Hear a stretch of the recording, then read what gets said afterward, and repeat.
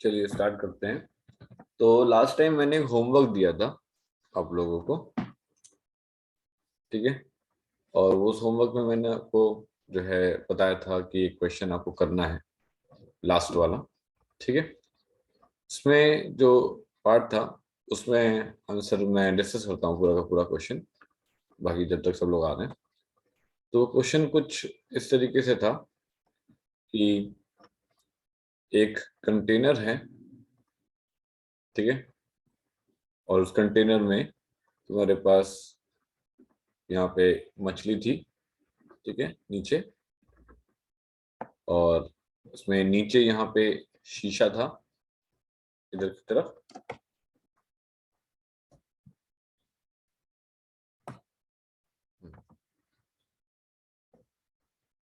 एक मिनट।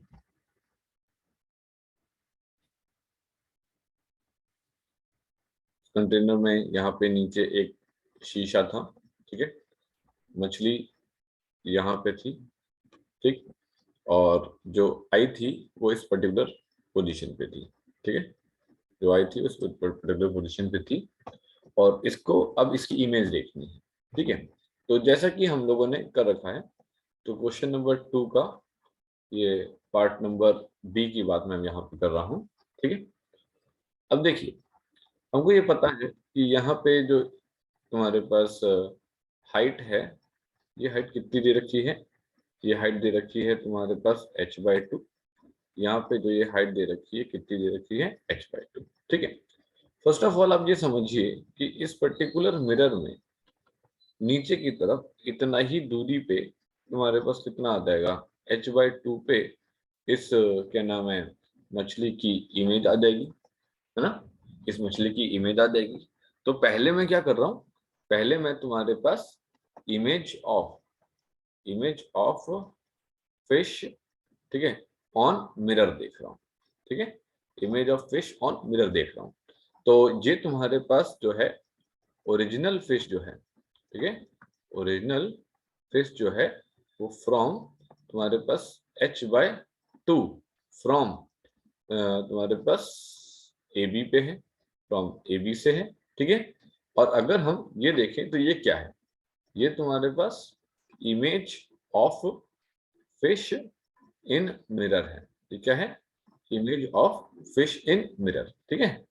ये जो image of fish in mirror है, ठीक है, ये is at a distance of is at a distance of is at a distance of h plus तुम्हारे पास h/2। मतलब ये तुम्हारे पास h की डिस्टेंस कौन सी है, ठीक है। ये मैं तुम्हारे पास m दूरी बना देता हूँ, ये मैं तुम्हारे पास n बता देता हूँ। तो AM प्लस तुम्हारे पास कितना MN, ठीक है। जो ओरिजिनल फिश है वो तुम्हारे पास टॉप सरफेस से, ओरिजिनल फिश जो टॉप सरफेस से है वो h/2 दूरी पे है, ठीक है। और ये जो तुम्हारे पास इमेज ऑफ फिश है मिरर पे, वो तुम्हारे पास h प्लस h/2 की दूरी पे है। तो ये तुम्हारे पास कितनी दूरी पे हो गई, ये हो गई तुम्हारे पास 3h/2 दूरी पे। अब समझिएगा, अब मैं अगर इस इंटरफेस से बात करूं, ठीक है, तो जो ओरिजिनल फिश है वो तो तुम्हारे पास यहाँ पे है, और जो इसकी इमेज है वो तुम्हारे पास यहाँ पे है। ये इमेज मुझे इंटरफेस से 3h/2 की दूरी पे पड़ेगी, ठीक है। ये इमेज मुझे 3h/2 की दूरी पे पड़ेगी, ठीक है। अब देखना किसको है, देखना तो तुम्हारे पास इस पर्टिकुलर आई को है, ठीक है। अब फिर वही बात हो गई, ये मेरा बिहेव होगा एक एज एन ऑब्जेक्ट, और ये बिहेव होगा एज एन ऑब्जर्वर, ठीक है। ये बिहेव होगा एज एन ऑब्जेक्ट, ये बिहेव होगा एज एन ऑब्जर्वर। तो हमको पता है कि this will behave as real depth, ये रियल डेप्थ की तरह बिहेव करेगा, ठीक है। हमको निकालनी पड़ेगी एपरेंट डेप्थ, ठीक है। तो हमने निकाला कि एपरेंट डेप्थ जो होता है वो होगा तुम्हारे पास क्या, वो होगा तुम्हारे पास रियल डेप्थ अपॉन, कहाँ पे है ऑब्जेक्ट, ऑब्जेक्ट है पानी में, और ऑब्जर्वर कहाँ है, एयर में, एयर में, ठीक। So apparent depth t dash is equals to t upon तुम्हारे पास W म्यू A, ठीक है। रियल डेप्थ कितना है 3h/2, ठीक है। और नीचे कौन है, पानी है, उसका रिफ्रैक्टिव इंडेक्स कितना है म्यू। तो टी डैश की वैल्यू कितनी हो गई 3h अपॉन तुम्हारे पास 2 म्यू हो गई, ठीक। अब हमने कहा तो क्या डिस्टेंस फ्रॉम द आई, अब हमने बोला तुम्हारे पास क्या distance from the I. So distance from तुम्हारे पास आई, ठीक, ऑफ इमेज सीन इन तुम्हारे पास कहा मिरर, जो कि मिरर में दिखी है वो कितना होगा आई से, इसका मतलब मेरे को ये लेना चाहिए टी, ये ले लेना चाहिए मेरे को एल, ठीक है। ये हो गया तुम्हारे पास कितना एन, ये हो गया है तुम्हारे पास एम। तो मैं क्या लिखूंगा, मैं लिखूंगा टी एल, मैं लिखूंगा टी एल प्लस तुम्हारे पास एल एम प्लस तुम्हारे पास एम एन, ठीक है। टी एल कितना एच, ठीक है। और तुम्हारे पास अब इसकी जरूरत ही नहीं है, अब सीधे सीधे टी डैश की जरूरत है ना, तो ये तुम्हारे पास कहाँ दिखेगी 3h/2 म्यू पे, यहाँ पे गई एम डैश पे दिखाई देगी। तो ये दूरी कितनी हो गई, ये दूरी हो गई टी डैश, ठीक है। ये दूरी हो गई टी डैश, तो तुम्हारे पास टी एल प्लस तुम्हारे पास कितना एल एम डैश, तो ये कितना हो गया 3h कितना 2 म्यू। तो आंसर कितना हो जाएगा H1 प्लस 3 कितना 2 mu. So this is the answer.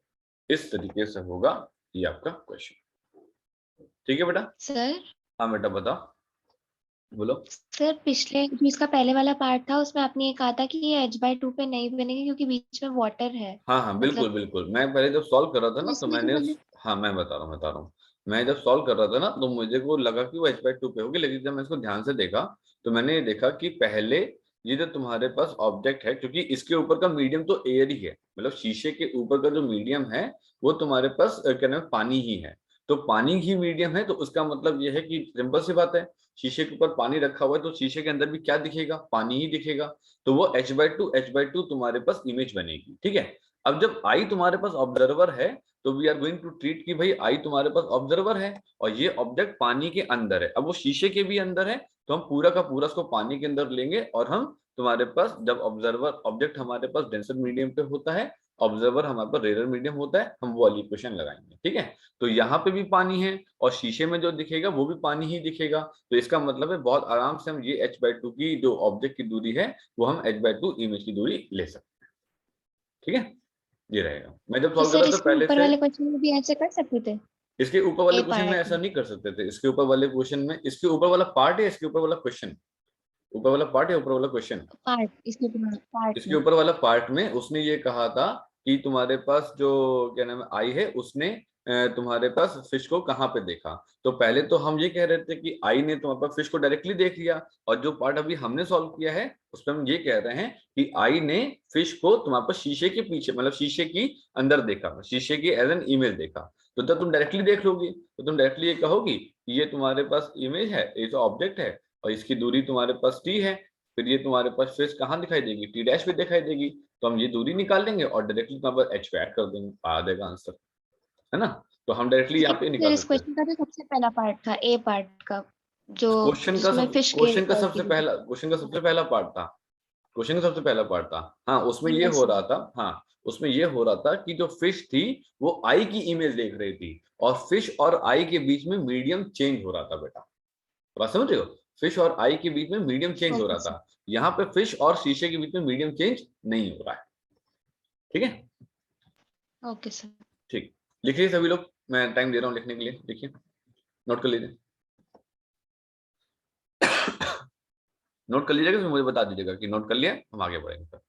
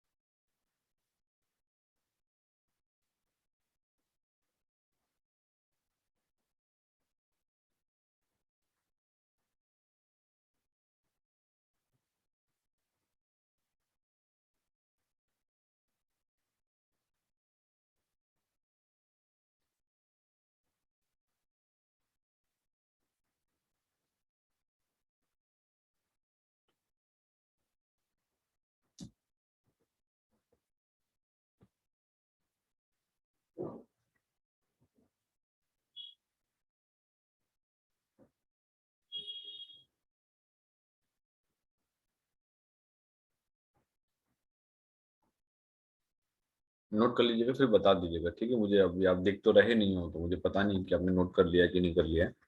बता जरूर दीजिएगा मेरे को।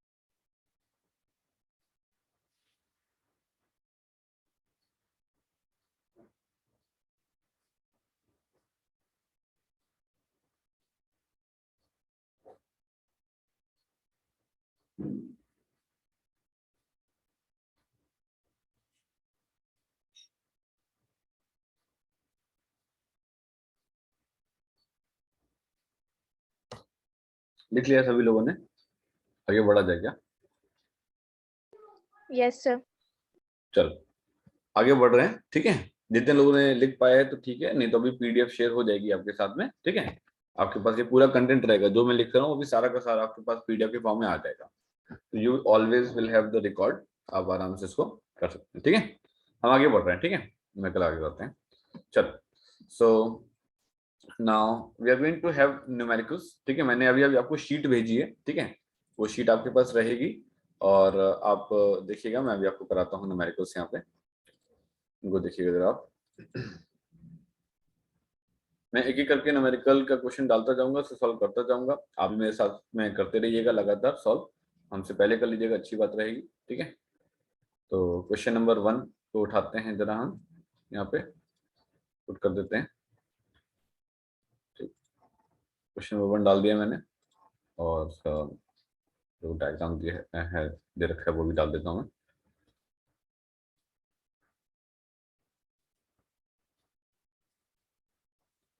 ठीक, ये मैंने यहाँ पे डायग्राम डाल दिया है।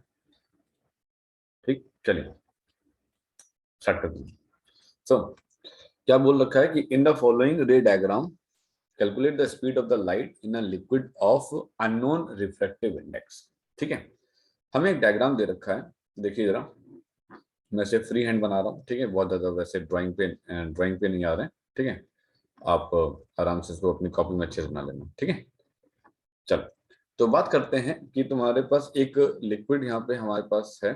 ठीक है, और इस पर्टिकुलर लिक्विड में हमारे पास एक रे ऑफ द लाइट हमको यहाँ पे कुछ दिखाई गई है। ठीक है, हमको एक रे ऑफ द लाइट दिखाई गई है, ये रे ऑफ द लाइट कुछ इस तरीके से गई है। ठीक, और फिर हमको कुछ ऐसा नजर आ रहा है कि ये रे ऑफ द लाइट तुम्हारे पास यहाँ पे जा करके ये तुम्हारे पास सरफेस पे आ गई। ठीक, ये हो गया है तुम्हारे पास जो है 30 सेंटीमीटर। ठीक, और ये तुमको कुछ दे रखा है कितना, 40 सेंटीमीटर दे रखा है।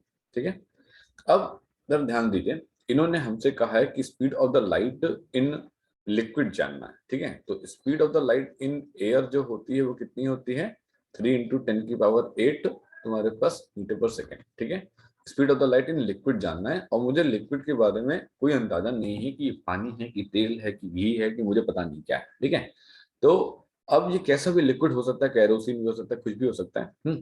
तो मेरे को इतना पता है कि ये तुम्हारे पास एंगल ऑफ इंसिडेंस काउंट होगा। ठीक है, ये एंगल ऑफ इंसिडेंस काउंट होगा, और ये वाला एंगल तुम्हारे पास एंगल ऑफ रिफ्रैक्शन काउंट होगा, और ये तुम्हारे पास कितना है, 90 डिग्री।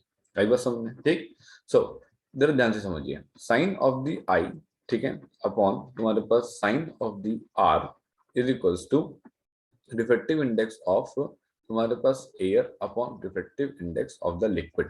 ठीक है, ये जो म्यू ए है उसको अपन ऊपर लिखे हैं, क्यों लिखे हुए हैं, क्योंकि मेरी जो लाइट रे है वो तुम्हारे पास एयर पे जा रही है। म्यूएल को हम कहाँ लिखे हुए हैं, म्यूएल को हम नीचे लिखे हुए हैं, क्योंकि लाइट रे हमारी लिक्विड से जा रही है। इस बात का ध्यान रखिएगा। ठीक है, क्योंकि कहाँ जा रही है कहाँ आ रही है इसमें बच्चे कंफ्यूज बहुत हो जाते हैं, इसमें कंफ्यूज होने की कोई बात नहीं था, बहुत सीधा सा फंडा है। आप जहाँ पे जा रहे हो उसका रिफ्लेक्टिव इंडेक्स ऊपर होना चाहिए, आप जहां से आ रहे हो उसका रिफ्लेक्टिव इंडेक्स नीचे होना चाहिए, दैट्स इट। ठीक है, अब देखिएगा, मैंने यहाँ पे क्या लिखा, sine of the I upon तुम्हारे पास कितना, sine of the are is equals to air का रिफ्लेक्टिव इंडेक्स। ठीक है, और मैंने यहाँ पे लिखा 1, ये लिखा मैंने म्यूएल अपॉन तुम्हारे पास कितना, म्यू के। ठीक है, आपको पता है यहाँ पे आर 90 दे रखा है, तो साइन ऑफ तुम्हारे पास आई अपॉन साइन ऑफ तुम्हारे पास कितना 90 is equals to 1 upon L mu तुम्हारे पास ए। अब आप कहोगे कि ये चीज तो ऑलरेडी फॉर्मूला है तो उसको क्यों लिखाया, बात तो सही है, ये मैंने सिर्फ आपको बताया कि अगर आप कभी भूल जाएं तो ऐसे लिख लीजिएगा। वैसे क्रिटिकल एंगल के क्वेश्चन में आपको ये बात 100% पता होनी चाहिए कि sine of the angle of incidence 1 upon reflective index of the liquid medium with respect to the rare medium होता है। ठीक है, अब ये बात का ध्यान रखिएगा कि बहुत बच्चे सोचते हैं कि अरे रेयर मीडियम है ना, तो रेयर मीडियम है इसका मतलब हमेशा एयर होगा, ऐसा नहीं है। अगर इसने यहाँ पे जैसे ऊपर कुछ नहीं बना के दिया है तो हम मान ले रहे हैं कि भाई ये तुम्हारे पास एयर है। अब मान लो कि ये नीचे ग्लास दे देता या कोई और डेंसर मीडियम दे देता, ऊपर कोई और रेयर मीडियम देता, एयर ना देता, तो इस बात का ध्यान रखिएगा, अपने आप एयर मत मान लीजिएगा। ठीक है, वो अगर बता रहा है कोई और मीडियम है तो वो मीडियम आपको कंसिडर करना पड़ेगा। चलो आगे बात करते हैं, ये तो हो गए sine I equals to 1 upon mu. अब हम लोग इधर देखते हैं, ये 30 है तो इसका मतलब ये तुम्हारे पास कितना है, ये भी तुम्हारे पास 30 है। ठीक है, और ये तुम्हारे पास कितना है, ये भी तुम्हारे पास 40 है। ठीक है, sine I is equals to तुम्हारे पास जो है परपेंडिकुलर अपॉन तुम्हारे पास हाइपोटेन्यूज होना चाहिए था, ठीक है। अब परपेंडिकुलर अपॉन हाइपोटेन्यूज, इसको हम ए ले लेते हैं, इसको हम बी ले लेते हैं, इसको हम क्या ले लेते हैं, इसको हम ओ ले लेते हैं, ठीक है। परपेंडिकुलर के नाम पे मुझे क्या मिल जाएगा, ए बी मिल जाएगा, ठीक है। हाइपोटेन्यूज के नाम पे मुझे क्या मिल जाएगा, ए ओ मिल जाएगा, हमने कहा ठीक है। अब ए ओ कैसे मिल जाएगा, ए ओ को अगर ध्यान से देखें आप तो ये हो जाएगा तुम्हारे पास क्या, ए बी स्क्वायर प्लस तुम्हारे पास बी ओ स्क्वायर का तुम्हारे पास अंडर रूट। ये कैसे कर लिया आपने, साफ साफ है यार, मेरे को ये दिख रहा है कि ये एंगल कितना है, ये एंगल तो 90 डिग्री है ना, ये एंगल 90 डिग्री है, इसका मतलब ट्राइंगल ए ओ बी एक राइट एंगल ट्राइंगल है। ट्राइंगल ए ओ बी जो है वो एक राइट एंगल ट्राइंगल है। ट्राइंगल ए ओ बी अगर एक राइट एंगल ट्राइंगल है तो सिंपल सी बात है, ओ निकालने के लिए पाइथागोरस थ्योरम का इस्तेमाल करना पड़ेगा। ए बी की वैल्यू कितनी है, ये है 30 का स्क्वायर, ये कितना है, ये है 40 का स्क्वायर। 30 का स्क्वायर का मतलब हो गया तुम्हारे पास 900 और ये हो गया तुम्हारे पास कितना 1600, ठीक है। ये आ जाएगा तुम्हारे पास कितना, ये आ जाएगा तुम्हारे पास 2500 और ये आ गया तुम्हारे पास कितना 50 आ गया, ठीक है। तो इसने कहा कि एओ की वैल्यू आ गई है तुम्हारे पास कितना 50 सेंटीमीटर। अब आओ साइन आई पे, तो sine I is equals to A B upon तुम्हारे पास ए ओ है, तो ए बी की वैल्यू कितनी हो गई, ए बी की वैल्यू हो गई तुम्हारे पास 30 और ए ओ की वैल्यू कितनी हो गई 50, तो ये कितना हो गया वैल्यू 3/5, ठीक है। अब ये 3/5 हो गया, तो हमने कहा कि सर ये तो 1/म्यू के बराबर होना चाहिए, इसका मतलब म्यू की वैल्यू कितनी हो गई, म्यू की वैल्यू 5/3 हो गई। अब आप बड़े आराम से देखिए कि क्या 5 3 से बड़ा होता है, हाँ बड़ा होता है, इसका मतलब म्यू की वैल्यू 1 से ज्यादा है। इसका मतलब है कि एल म्यू ए है ना, liquid with respect to air, liquid simple सी बात है डेंसर है एयर के रिस्पेक्ट में, तो लिक्विड का रिफ्रैक्टिव इंडेक्स एयर के रिफ्रैक्टिव इंडेक्स से 1 से ज्यादा होना चाहिए, ये 1 से ज्यादा आ रहा है तो कोई दिक्कत वाली बात नहीं, ठीक। अब आप कहोगे कि 5/3 सर किसका क्या वैल्यू होती है, ये होती है 1.67 या 1.66। अब आप कहोगे कि ये लिक्विड पहचान के बताओ, तो जरूरत क्या है, उसने हमसे ये बोला नहीं है कि हमको लिक्विड पहचान के बताओ, उसने हमसे ये बोला है कि हमको ये बताओ लिक्विड में वेलोसिटी कितनी है, ठीक है। तो हमारा मेन कंसर्न है कि हम लिक्विड में वेलोसिटी बताएं रादर देन कि हम लिक्विड को पहचान के बताएं, ठीक है। अब देखिए ये कितना हो जाएगा, ये हो जाएगा म्यू एल अपॉन तुम्हारे पास म्यू ए, ठीक है, इज इक्वल्स टू तुम्हारे पास वी ए अपॉन तुम्हारे पास वी एल। ये क्या है, आपको पता है कि जब हमने आपको पढ़ाया था तो हमने आपको बताया था कि sine of the I upon तुम्हारे पास sine of the are is equals to तुम्हारे पास म्यू 2 अपॉन तुम्हारे पास mu 1 is equals to V 1 upon V 2 is equals to λ 1 upon तुम्हारे पास λ 2, है ना, ये हमने आपको बताया था। उस हिसाब से हमने कहा कि म्यू जो होता है वो इनवर्सली प्रोपोर्शनल टू वेलोसिटी होता है, तो हमने mu L upon mu A equals to V A upon V A लिख दिया।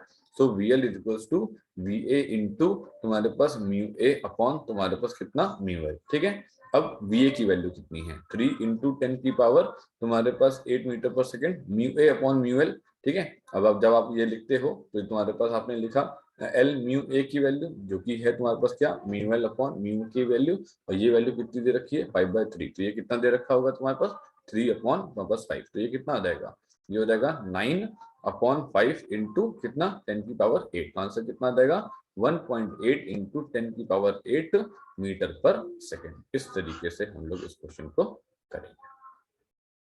आया सब लोग को समझे, ठीक है, लिखिए इसको नोट करके क्वेश्चन।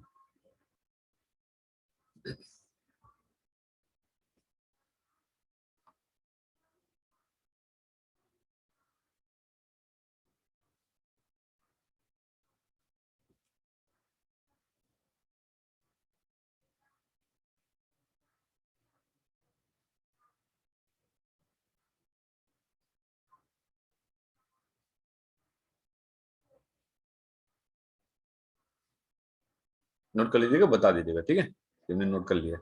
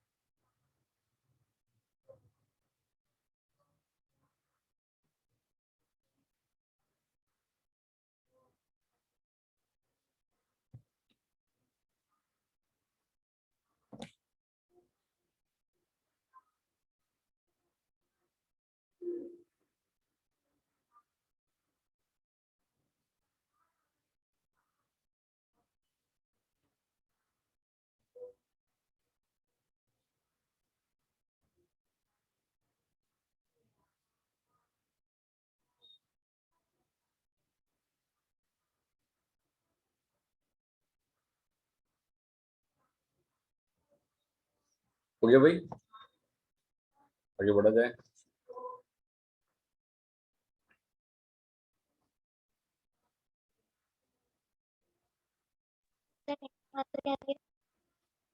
है बेटा, क्या बोल रही है? नीचे करें सेकंड वाले का सेकंड वाले का आंसर। सेकंड वाले का आंसर 70 डिग्री 36 मिनट आ रहा है। Okay sir. सेकंड वाला क्वेश्चन उठाए।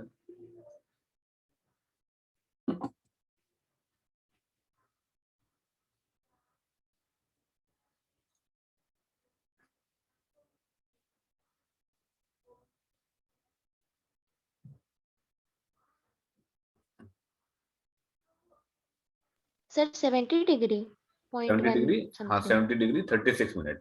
हाँ हाँ, तूने वो अप्रोक्सीमेट निकाल लिया होगा। वो 12 आ रहा है 70.12।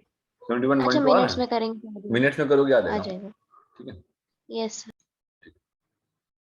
चलिए अगला सवाल हम लोग यहाँ पे देखते हैं जरा। सभी लोगों ने लिख लिया है? ठीक है, और अगर नहीं भी लिख पाया तो कोई बात नहीं, आप उसको छोड़ दीजिएगा, मैं अभी पीडीएफ शेयर करूंगा, आप उससे नोट कर लीजिएगा। ठीक है, एक आध लाइन दी जाएगी होगी आपकी, मैं आगे बढ़ता हूँ। ठीक है, चलिए आगे देखते हैं हम लोग जरा क्वेश्चन में। हमसे कहा गया है the critical angle of incidence in a glass slab placed in air is 45 degree. What will the critical angle when it is immersed in a water of refractive index इतना। समझिएगा जरा क्या बोल रखा है। इसने कहा कि तुम्हारे पास हम दो यहाँ पे इंटरफेस बना के आपको दिखा रहे हैं। ठीक है, इसने कहा कि critical angle of incidence in a glass slab placed in air is इतना 45 डिग्री। ठीक है, तो हमने कहा ठीक कोई बात नहीं, हमने यहाँ पे लिया और हमने कहा कि ये रे तुम्हारे पास यहाँ पे गई है। ठीक, और यहाँ से जाने के बाद ये रे तुम्हारे पास इस तरीके से ग्रेस कर गई है। ठीक है, ये एंगल जो है वो आर इक्वल्स टू तुम्हारे पास 90 डिग्री है, और ये जो तुम्हारे पास एंगल है वो आई सी इज इक्वल्स टू 45 डिग्री दे रखा है। ठीक है, the critical angle of incidence in a glass slab placed in air is तुम्हारे पास 45 डिग्री। तो यार ये तुम्हारे पास क्या है, ये एयर है, और ये तुम्हारे पास क्या है, ये तुम्हारे पास जो है ग्लास है, ये दे रखा है। ठीक है, इसने कहा what will the critical angle when it is immersed in a water of refractive index this. कौन इमर्स्ड, ये ग्लास स्लैब है ना, ये ग्लास स्लैब तुम्हारे पास अगर हम इसको डुबो देंगे, इस ग्लास स्लैब को हम लोग जब इसको डुबो देंगे तो हमसे पूछा गया है कि ये बताइए कि क्रिटिकल एंगल कितना होगा। ठीक है, तो ये आर की वैल्यू कितनी हो गई है, ये आर की वैल्यू है 90 डिग्री। ठीक है, ये तुम्हारे पास जो है आईसी डैश की वैल्यू कितनी है पता नहीं है। ठीक, ये मटेरियल कौन सा है, ये तुम्हारे पास ग्लास है, और ये तुम्हारे पास कौन होगा। ठीक, और ये तुम्हारे पास कौन होगा, ये तुम्हारे पास जो है, ये तुम्हारे पास कौन होगा, ये तुम्हारे पास होगा जो है पानी। ठीक है, इसने कहा कि आप बताइए कि क्या क्रिटिकल एंगल होगा जब इसको इमर्स किया जाएगा रिफ्रैक्टिव इंडेक्स। ठीक है, तुम्हारे पास पानी के अंदर जब इमर्स कर दिया गया। हमने कहा ठीक है, तो ऊपर क्या भरा हुआ है इस बार ऊपर भरा हुआ है तुम्हारे पास पानी, ये ऊपर भरा हुआ है तुम्हारे पास जो है पानी, और पिछली बार एयर था।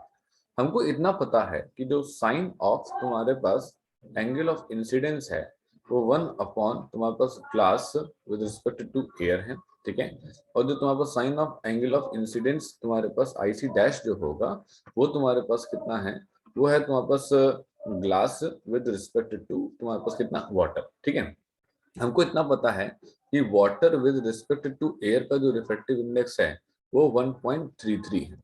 ठीक है, water with respect to air का जो रिफ्रैक्टिव इंडेक्स है वो 1.33 है। ठीक है, ये आपको यहाँ पे पता है। अब हमने कहा ठीक है कोई बात नहीं, अब हमको जी म्यू डब्ल्यू निकालना है। समझना जरा, अगर मेरे को जी म्यू डब्ल्यू निकालना है किसी तरीके से, मेरे को अगर जी म्यू डब्ल्यू पता लग जाए तो मैं यहाँ से आईसी डैश की वैल्यू निकाल सकता हूँ।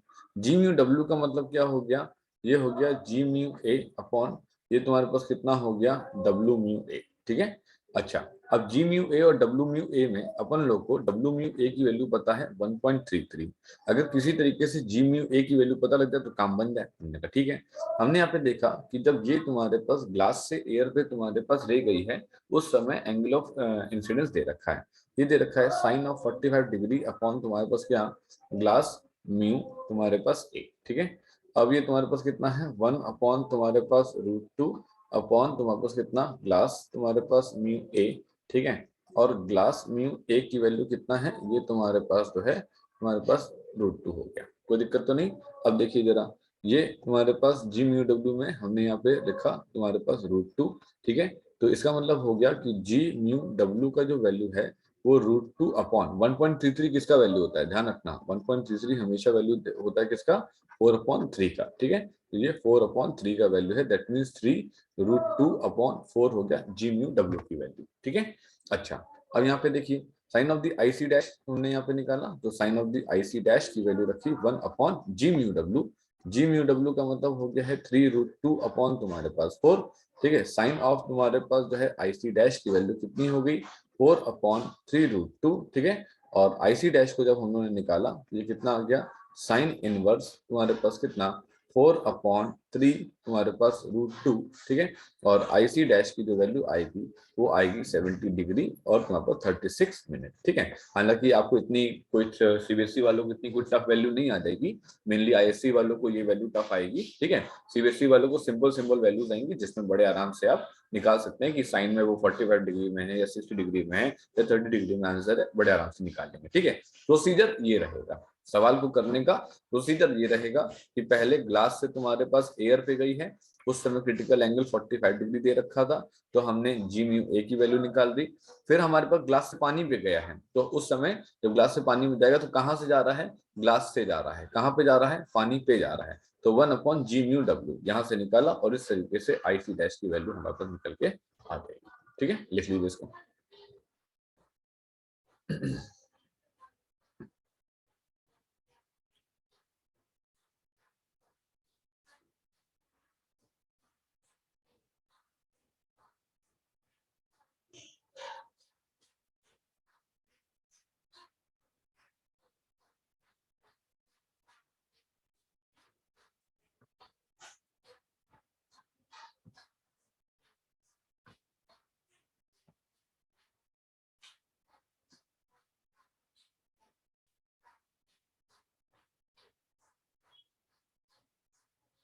लिख लीजिएगा, बता दीजिएगा।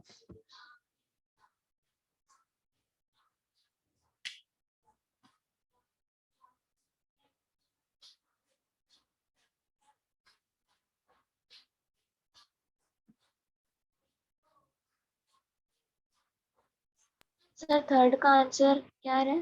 थर्ड का आंसर तुम्हारा कितना आ रहा है? मेरा क्रिटिकल एंगल 51.21 आ रहा है डिग्री। नहीं, 46.47 आना चाहिए तुम्हारा आंसर बेटा। अच्छा। 46.47 आना चाहिए आंसर तुम्हारा, ठीक है। करो, ट्राई करो, आते हैं हम उसका।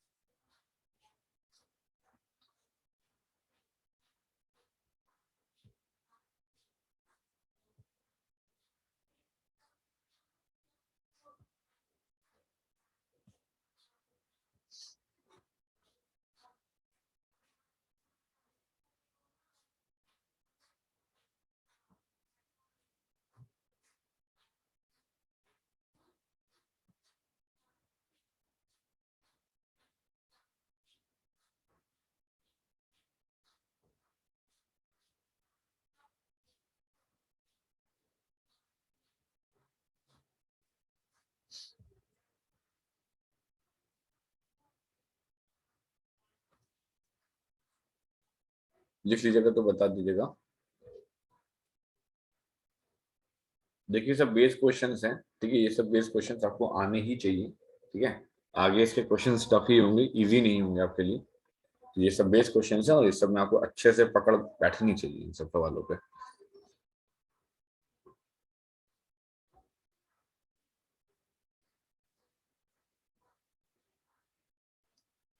ठीक है, मेनली आप प्रोसीजर सीखने की कोशिश करिए, इतनी जो 70 डिग्री और ये सब आ रहा है उसकी आप टेंशन बिल्कुल ना लीजिए। सीबीएसई में पेपर में न्यूमेरिकल का वैल्यूज इजी आएगा, आईएससी में डिफिकल्ट आता है क्योंकि उनके पास कैलकुलेटर होता है।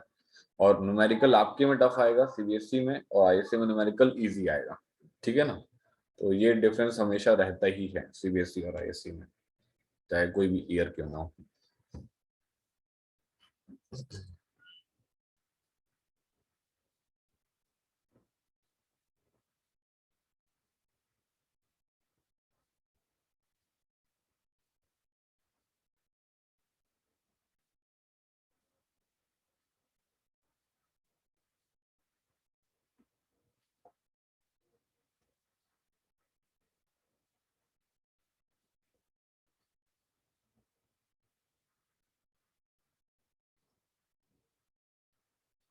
लिख लिया सभी लोगों ने, आगे बढ़ा जाए।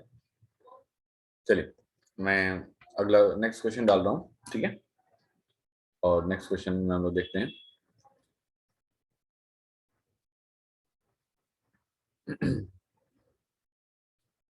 So the next question is,